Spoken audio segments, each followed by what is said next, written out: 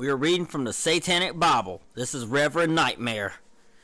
And we're reading the Book of Lucifer, Wanted, God, Dead or Alive, Chapter 1. It is a popular misconception that the Satanist does not believe in God. The concept of God, as interpreted by man, has been so varied throughout the ages that the Satanist simply accepts a definition which suits him best. That's a good idea.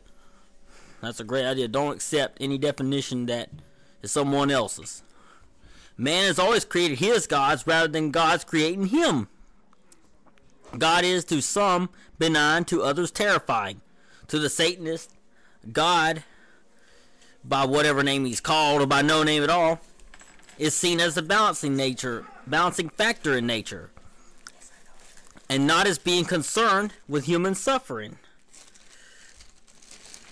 And this powerful force which permeates and balances the universe is far too impersonal to care about the happiness or misery of flesh and blood creatures on this ball of dirt upon which we live.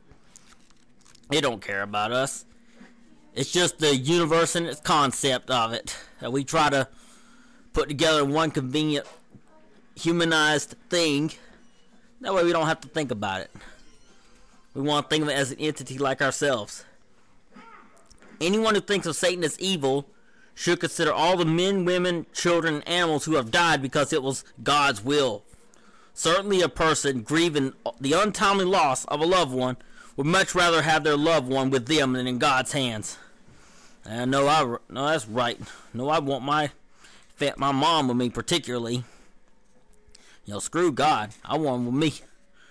Instead, they are unctuously consoled by their clergyman who says it was God's will, my dear, or he is in God's hands now, my son. Such phrases have been a convenient way for religionists to condone or excuse the mercilessness of God.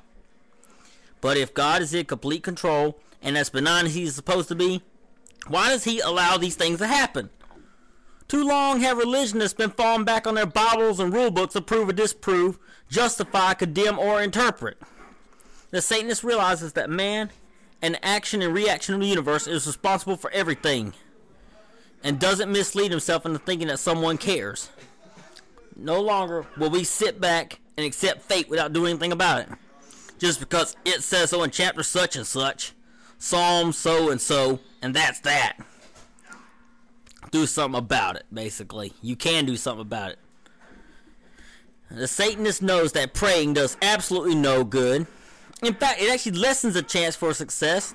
For the devoutly religious too often sit back complacently and pray for a situation which, if they were quick to do something about it, it could be accomplished much quicker.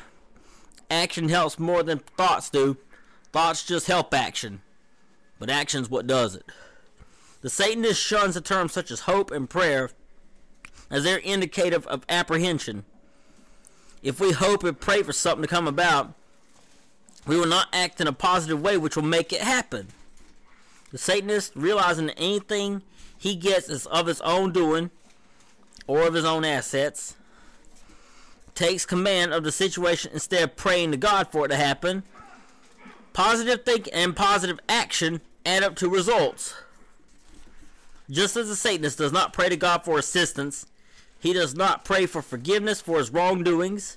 In other religions, when one commits a wrong, he either prays to God for forgiveness or confesses to an intermediary and asks him to pray for God for forgiveness for his sins.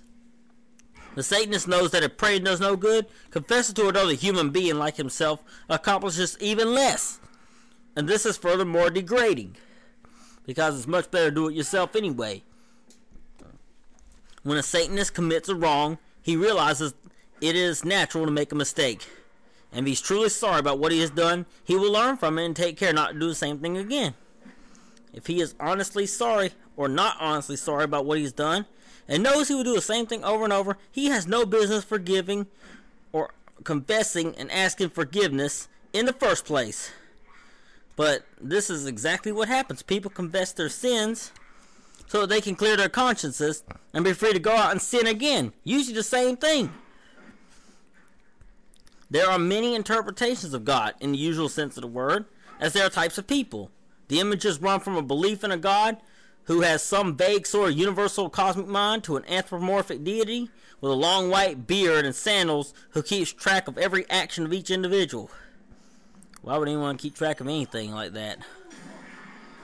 Even within the confines of a given religion, the personal interpretations of God differ greatly.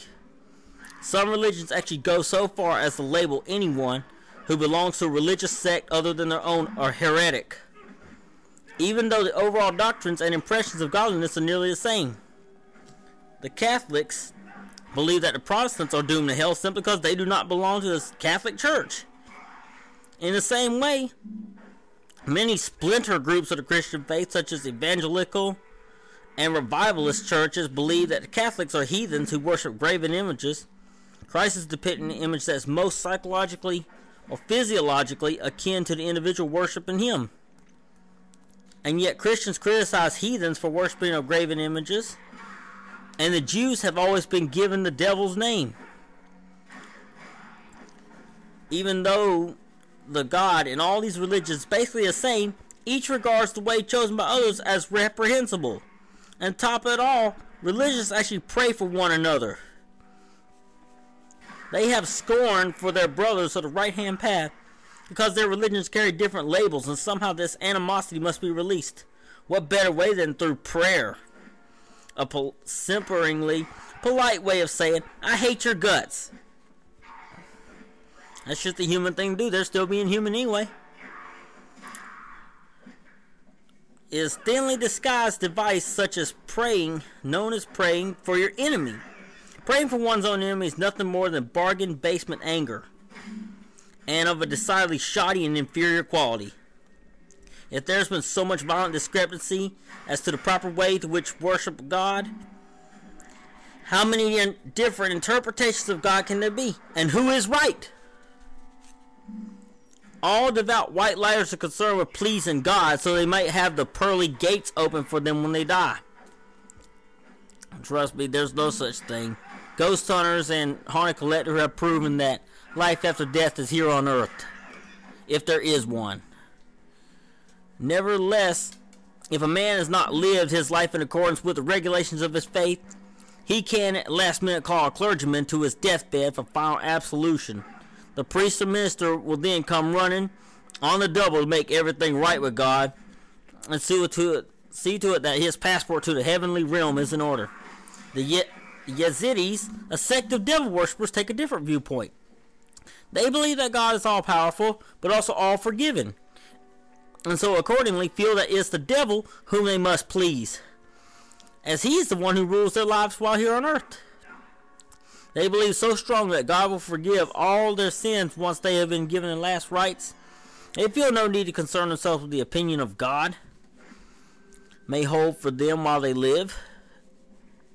With all the contradictions in the Christian scriptures, many people currently cannot rationally accept Christianity the way it's been practiced in the past.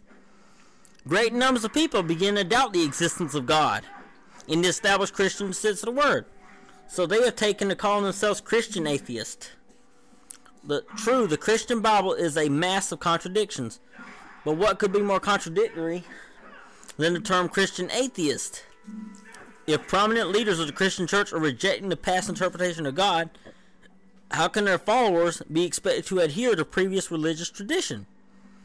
With all debates about whether or not God is dead, if he isn't, he'd better have Medicare. Hail Satan!